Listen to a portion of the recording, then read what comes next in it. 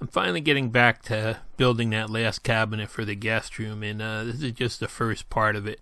Decided to break it in two. And here you can see I've had that wood upstairs. I did that video about prepping it, and it had been sitting upstairs by the wood stove for several weeks drying, doing the final drying, because all this wood actually was cut from my backyard and is just air dried. And I find I can get the moisture content a little lower by sitting it by the wood stove, stickered up. I'm starting to lay it out and get it ready, but in the meantime, before I get going, I'm emptying this Grizzly growler separator, and I'm having some problems with it. You can see where that bag folds over the top and the lid doesn't seal right. Well, it seems like that's part of the problem with the chips getting through there.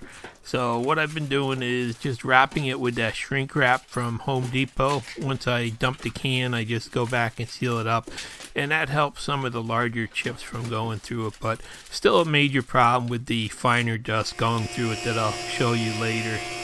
So this is, the wood's been setting. I had pre-prepared it, and now I'm just putting it through the planer to bring it down to the final thickness after it's all dried, perfectly dry now and stuff. So first thing I'm going to do is just thickness pieces for the two sides of it that I'm building first. I always put off doing a final thicknessing until I'm about ready to use the wood in case it gets, banged or bumped and gets a little nick in it or something like that. That's the easiest way to control that you have a real high quality wood when you're starting to build. So I got that thickness, and now I'm just going to start cutting it to rough lengths. I always leave it a little bit oversized, but I always leave a couple inches on the end because the planer gives you a slight snipe on it, and you basically have to cut that off, otherwise it's a pain to sand it all out later and stuff. So I usually start with a little longer boards and cut them to length, and then just a matter of straightening out one edge on them there. You can see this gives you a straight and perpendicular edge to the face there for a good starting point. And then it's over to the table saw, and I'm just going to go back and start to rip to width the best pieces I can get out of each slice there. You can see there's like some bark on the edges and some damage and stuff. I'm just going to cut off as I'm going. So I'm just going for the maximum good width that I can get out of it. Now you can see that little sawdust catcher I made for the saw does help a lot. And there's the first side. Everything's ripped down now and just the right size. And I'm just going to go back and start doing the other side. And the other side I was able to do with 3 boards. And it's time to get ready to do the glue up. So what I'm doing is I always use biscuits when I'm going to glue boards together for a little extra reinforcement. So I'm just kind of marking lines out, marking the biscuit locations out, and numbering everything so I can get it back together right later. And then I'm going to cut the biscuit slots, and this is probably one of the most handy tools that you can have in the shop. I use this all the time. It's so much faster than the way I used to do it with dowels. So it's real simple. You can see, just draw a line across them all, and there's a little notch you line up.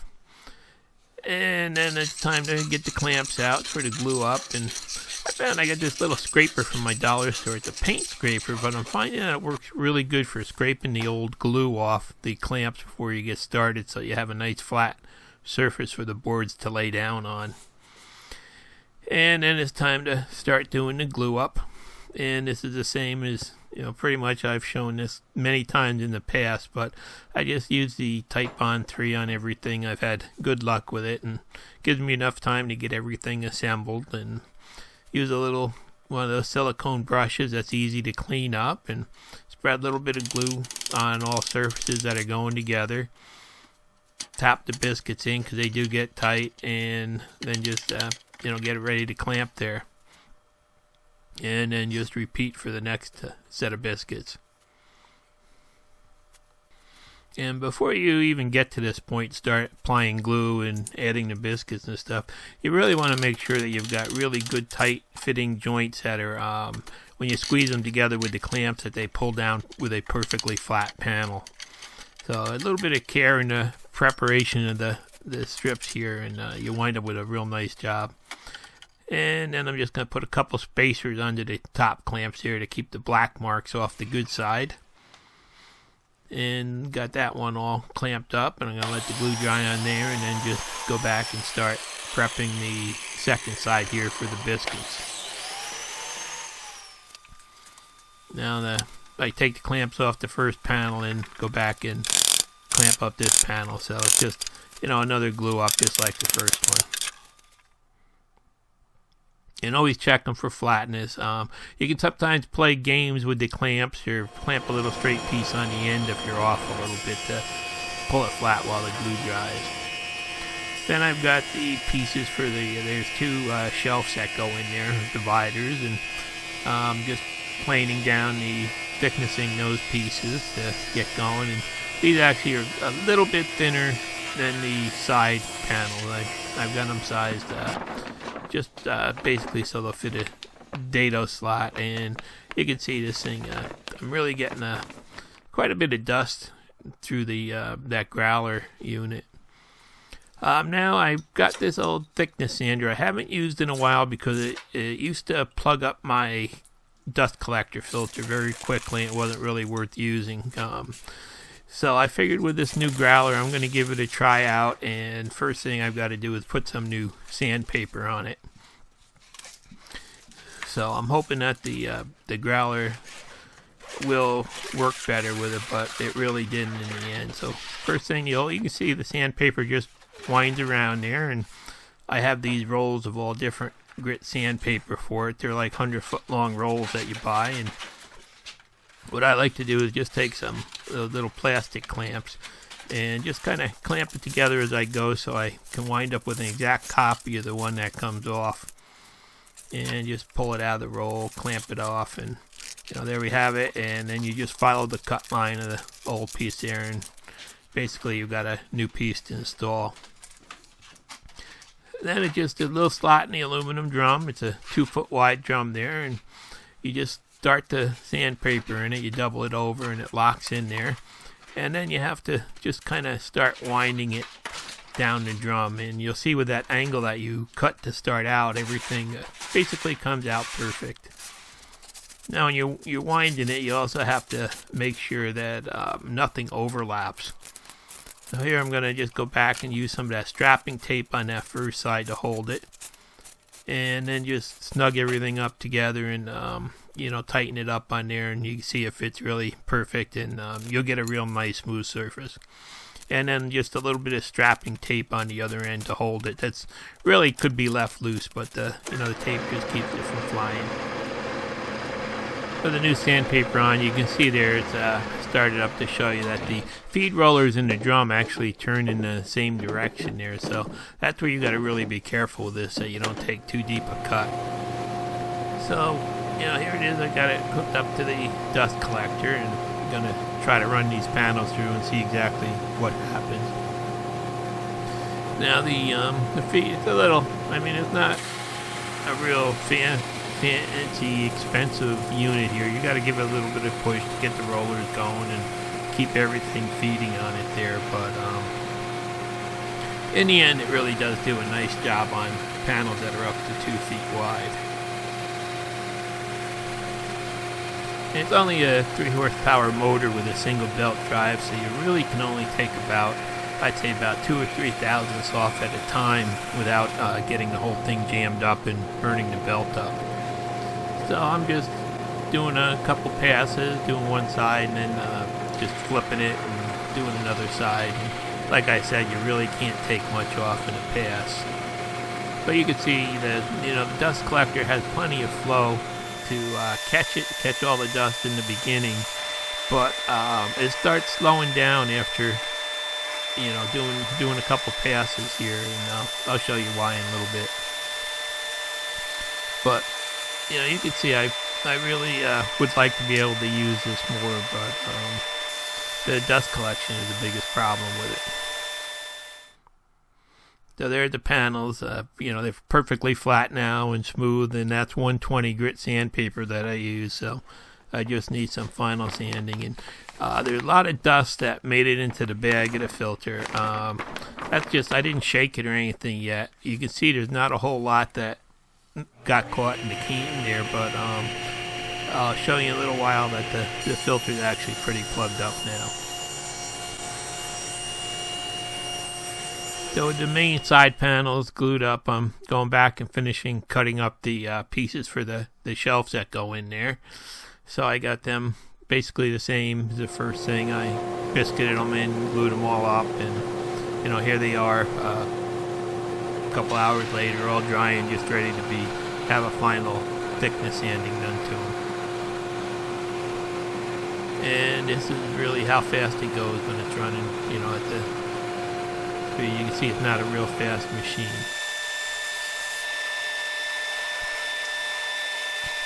Until I speed it up like this, and it looks like it really moves, but it doesn't. I'm just trying to shorten the video up a little bit. And there you can see what I mean. The filter's plugged in the dust collector. You can see the dust is actually building up excessive pressure in the collector now, and it's starting to blow out around the clamp in the bag there, and there's a lot of dust down in this bag that went through with those couple passes of sanding, and the filter is actually completely full also. So I'm going to say that growler really is no good when it comes to dust collection for the sander, which was one of the main reasons that I bought it for. So I'm really thinking about maybe trying to put a dust deputy on top of that and replace the Grizzly growler, the Cyclone unit. So now I'm taking these panels and just going back and doing the final square up and just ripping them to the proper width. One little trick when you're ripping panels is put those outfeed rollers so that they're facing towards the fence a little bit there, and it'll always pull the panel tight to the fence. So now I got to cut them off, and the miter gauge was just too flexible out that far to cut. And a couple weeks ago at Home Depot, I found one of these DeWalt 20-volt brushless 7¼ saws on clearance. So I just had to pick that up and try it. So I guess I've got to sell that other Porter cable that I bought now. But I wanted to give this saw a try, and actually this thing has got just as much power as a plug-in type saw, so I'm really happy with it so far. And these panels were too big for the saw, so I had to clamp a straight edge on there, you can see, and go back and just trim them to the proper length. And the saw basically did a real nice job. It was an easy way to handle the bigger panels. Kind of wish I made a track saw for it, but maybe someday I will.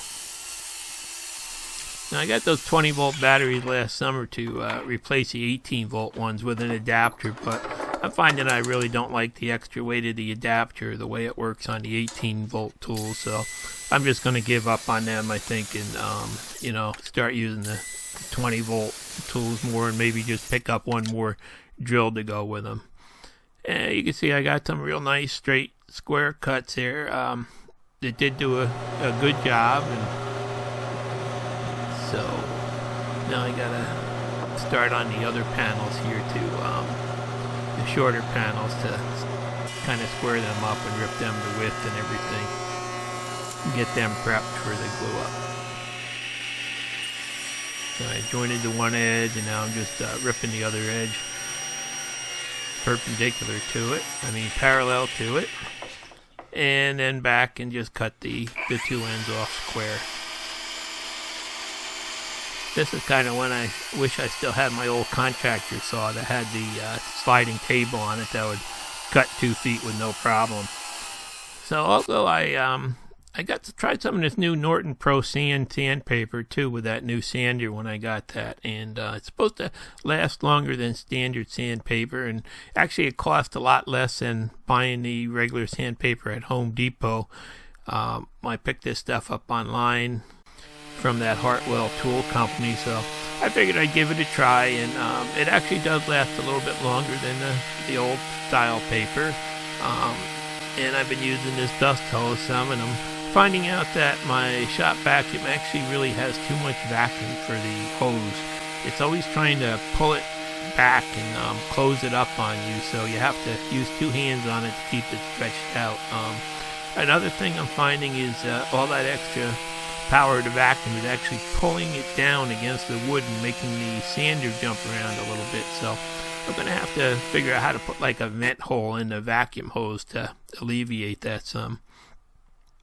And then I did mess up on cutting the length of them by about a 64th of an inch there, you can see. So I decided instead of trying to cut that with the saw, I'd just go back and clamp everything together, throw a long piloted bearing bit on the router, and just go back and do one pass with the, the straight edge on the bottom there, and just clean everything up perfect.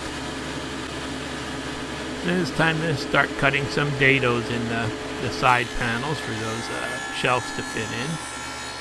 And it's pretty easy setup. I'm running them across the grain like this, which is kind of tough. You have to make sure you're always holding it tight up against the fence so that nothing moves on you, and you get a nice straight cut there.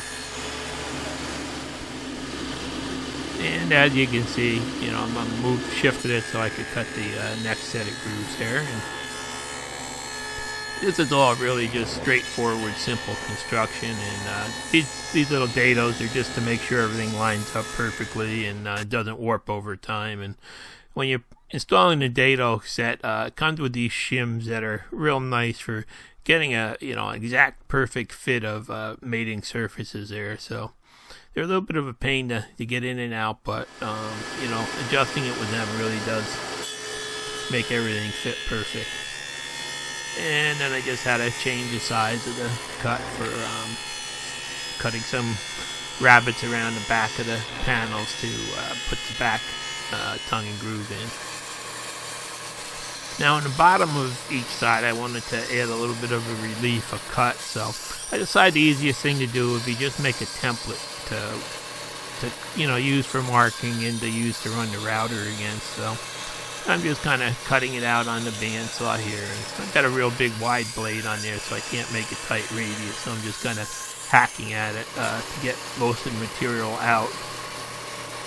Just leaving the line on there so I can go back and clean that up on the sander. I got that roughed out, and then I'm going to use this. I set up the radius on this piece to be the same as the drum on the sander there, so it's a really easy job to go back in there and to kind of clean everything up and just get perfect straight edges for the it's going to be used as a template, so you really have to have it perfect. And this sander is really a wonderful thing to have in the shop. I kind of wish I had bought it years ago. So there's my template, and I'm just going to lay it on the bottom of the two side panels and just kind of mark where I'm going to cut it out. Then just take a hand jigsaw here because the panel's too big to do anything else, and just gonna cut inside that line and leave a 1/8 to a 1/16 of an inch in there to clean up with the router next.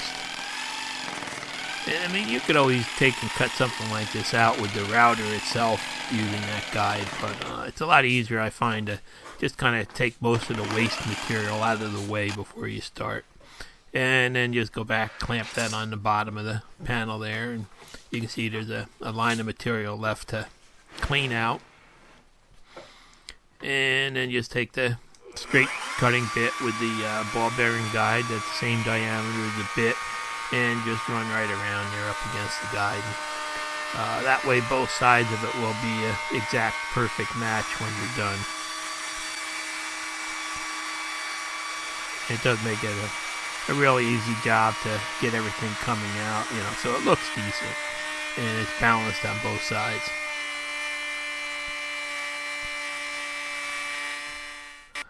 So there it is. I did make a little miscalculation and cut the tip off the biscuits there. I should have moved those biscuits up a little bit, but nobody will see it in the end. And next I'm putting it together with Kreg screws. So I made a little test block up just to get the drill settings right and the screw length right so I wouldn't go through the sidewalls or anything. And I'm just going to go back and put some of these pocket holes in both sides of the shelves that are going in there. And these jigs are really a wonderful thing to have. It makes for a very strong, easy to make joint that is basically a permanent joint once it's put together with a little bit of glue and a couple of those pocket hole screws. But now it's time to glue up the basic carcass here, and I'm just going to throw a little bit of glue for extra safety in those grooves, and you can see how good everything just fits perfectly together by shimming out that dado set until I had a perfect fit. It doesn't always matter your material thickness as long as you set the blade to match it. And then you're just going to put these pocket hole screws in, and they give you an instant joint that is extremely strong, square, and it's ready to be used basically. So they're really a great way to hold things together like this, and the screws won't be seen later because they're on the bottom. So I got the bottom shelf in there, and now I'm putting the that top divider in there. And same thing, just a little bit of glue and a couple of screws, and everything goes right together, perfectly square. Now it's time to put the top piece on in place there. The same thing, it's just a little screw, and I basically have a very strong carcass all put together in about 2 minutes. And then it's time to put some rails on the top just to fasten the top on there. So I'm just going to put them in the same way. I've drilled the same pocket holes in the end of each of the rails, and one goes on the front and another goes on the back there. About the only thing I find with these pocket hole screws, though, is you just have to kind of feather the trigger on the impact driver. If you just drive it home real fast and hard, sometimes the heads will pop off, and that turns into a real big problem because there's no way to, get in there around them or drill them out or anything. So as long as you're careful with them, you'd never have a problem. So I got the rails in place here, and this is basically, a couple minutes later, everything's glued up and ready to be sanded. And I decided to throw a couple blocks in the bottom corners here. They're basically going to be hidden, but they really will add a lot of stiffness to it and help hold it perfectly square should it get, banged into or anything trying to rack it. So I figured a couple blocks, and I'm doing the same thing with the pocket holes, which will be hidden when I put the back panel on. So just drill the pocket holes, clamp it in place, and get everything lined up real good there, and then put a couple screws in there to hold it. And in the corners, you'll see that I actually was able to drill the pocket holes so that they overlapped each other. You'll see it once I take that little piece of block out of the way there too. That's just give me a reference point to hold everything, flat and in line there. There it is. And you can see how there's the two pocket holes in the corner overlap, but having that Craig jig makes it an easy job to drill them no matter how they go in. So these blocks really aren't needed, but they do add a lot of stiffness to it, so I figured it was worth taking a couple minutes to throw them in there. And now it's back to doing all the final sanding on the inside before I put the back pieces on or anything else. I wanted to sand it down good and get a couple coats of polyurethane on the inside. So again, I'm using this polyacrylic finish, a clear polyacrylic, and it's water based, so you have to put the first coat on like this, let it dry, and then you have to go back and sand it really good because it always does raise the grain. And the second coat is actually a mechanical bond. And now I've got the finish on the inside there, and I'm going back and I'm starting to mount the slides to be able to get some final numbers for all my measurements on the panels that go in there.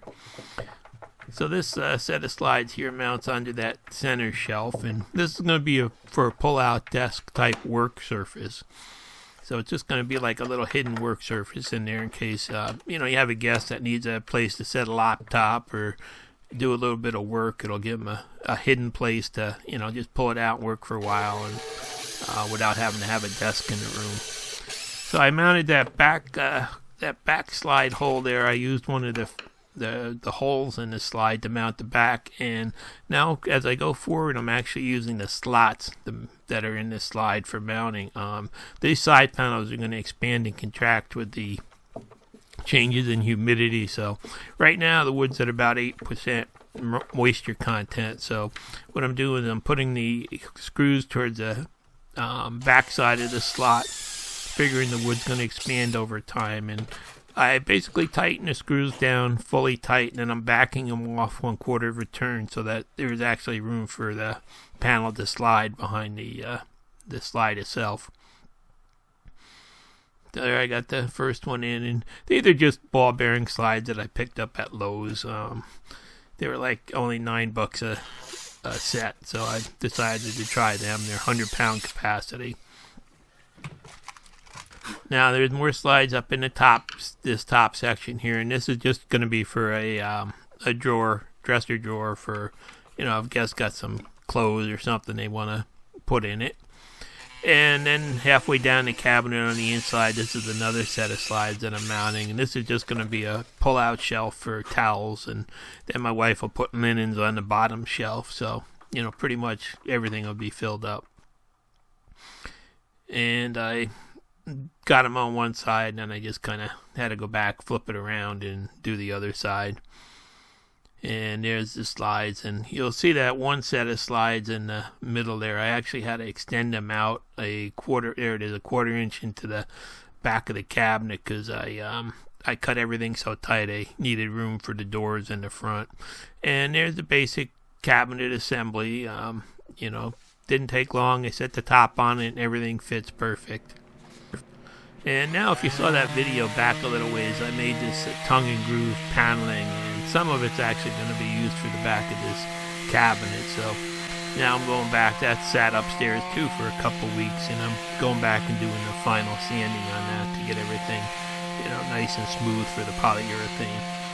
And when I'm using this sanding bench, you can see I'm not using that dust hose on the sander there, because it just gets in the way sometimes in there, I'm finding. And so everything's all sanded down, and I wanted to put polyurethane on just so you wouldn't see any, gaps later if it expands and contracts, and everything will be coated good. So, basically I put on one coat on all the pieces, went back and gave it a good thorough sanding to get all the raised grain off and get it flat again, and just went back and threw a second coat on it all. And I just did this one side to start out with, and all the tongue and grooves.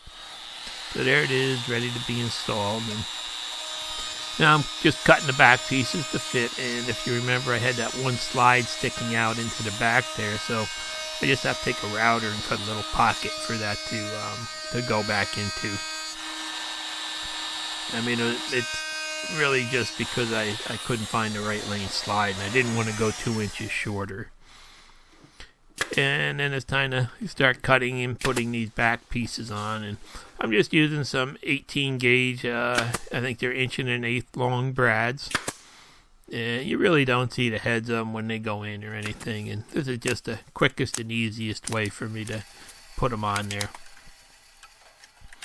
And I did use a clamp to pull them together a little bit, because the polyurethane did make the tongue and groove a little bit tight when you're trying to pull it in, and the clamp was the easiest way to make sure everything would be, perfect all the way across the cabinet as you went across and nothing got tilted. So it was a pretty quick job with the nail gun, as you can see. Sped it up here a little bit because I started out with 2 hours worth of video and wanted to get it cut down as much as I could.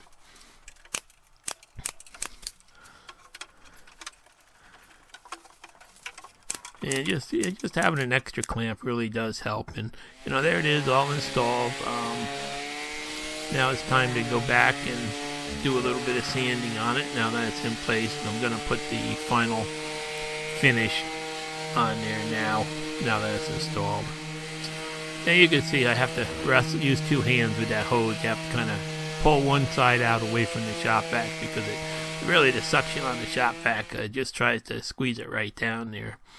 And I got that all sanded and blown off, and now it's time to just go back and do 2 coats of polyurethane on this also. And then I started sanding the 2 sides of it. Each of the outside edges right now has 3 coats of polyurethane on it. So basically, there it is, all all put together, and I'm ready to go on to the next step. And like I said, I'm going to break that out into a second part video. So I'll show you making the pull-out drawer for the top there, and then the work surface for the center there, and then the pull-out shelf for the towels and stuff that goes in the middle down there.